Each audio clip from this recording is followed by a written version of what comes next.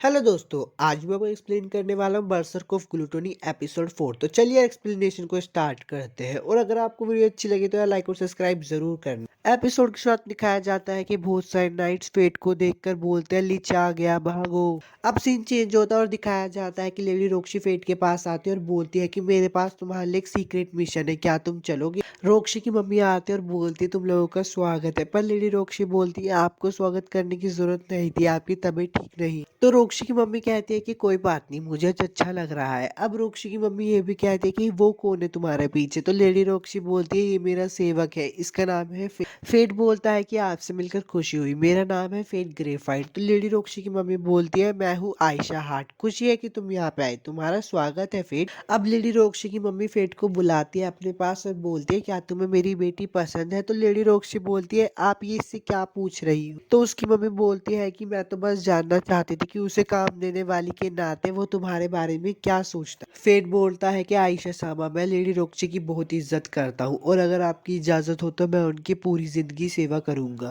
Fate की सारी बातें सुन के लेडी रोक्शी वहां से चली जाती है। तो फेट बोलता है मैंने कुछ गलत बोला। तो उनकी मम्मी बोलती है जब उसे शर्म आती है तो वो भाग जाती है, वो जरा सी भी नहीं बदली। फेट अंगूर की खेत में काम कर रहा होता है, तभी उसके पास एक आदमी आता और बोलता है कि इसे पी लो, इससे तुम्हारी थकान खत्म हो जाएगी। फेट उस जूस को पीकर बोलता है कि ये तो बहुत स्वादिष्ट है। तो वो आदमी बोलता है ना ये स्वादिष्ट तो होना ही चाहिए क्योंकि हमने इस स्वाद को बनाने में बहुत मेहनत की है, हमें गर्व है कि हम इसका इतना अच्छा स्वाद बना पाए। तो फेट बोलता है सर मेसन को भी है। वो आदमी बोलता है कि मैंने सुना है कि वो गालिया में मारे गए, लेडी रोक्सी के लिए ये बहुत मुश्किल रहा होगा। हमें तो पता भी नहीं था कि लेडी रोक्सी इस साल आएगी भी या फिर नहीं आएगी, पर हम खुश है क्योंकि वो इस साल आई। तो फेट उनसे पूछता है लेडी रोक्सी हर साल फसल की कटाई में मदद कर। तो वो बोलता है कि अंगूर का खेत उसका भी हिस्सा है और वो यहाँ पे मॉन्स्टर्स को भी मार देती है। जब अंगूर की कटाई होने वाली होती है तो बहुत सारे मॉन्स्टर भी खाना खाने के लिए आते हैं, पर लेडी रोक्सी उन सबको मार देती है। शाम का सीन दिखाया जाता है जहाँ पे लेडी रोक्सी फेट को बोलती है तुम मेरे बिना चले जाओ। तो फेट बोलता है ठीक। फेट अपने घर के रास्ते में जा ही रहा होता है, तभी उसे एक लड़की बोलती है तुम सुनो। तो फेट बोलता है उसकी आंखें तो बिल्कुल मेरी तरह है। फेट उस लड़की को बोलता है तुम्हें क्या चाहिए, पर वो लड़की उसे बोलती है शायद लगता है मैं बहुत जल्दी आ गई हूँ और वहां से चली जाती है। फेट अपनी तलवार से पूछता है कि वो कौन है, पर उसकी तलवार उसे कुछ नहीं बताती।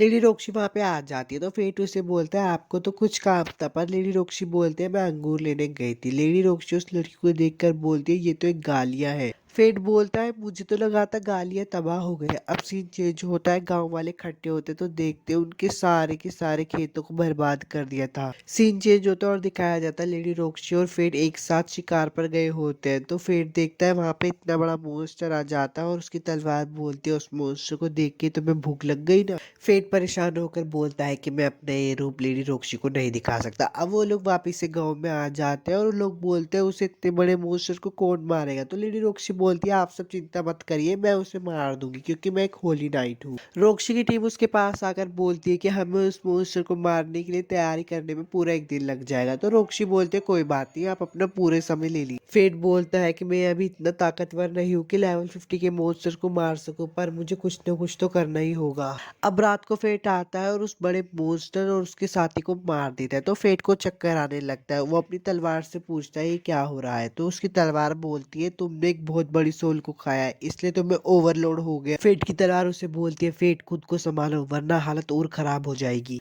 अब लेडी रॉक्सी सुबह ब्रेकफास्ट करते हुए अपनी मम्मी को बताती है कि उस मॉन्स्टर को किसी और ने ये मार दिया, शायद वो एक गालिया होगी क्योंकि वो एक होली नाइट से भी ज्यादा बहादुर होती है और ताकतवर भी। रॉक्सी की मम्मी फेट से बोलती है कि मैं चाहती हूँ कि तुम लेडी रॉक्सी के साथ हमेशा रहो।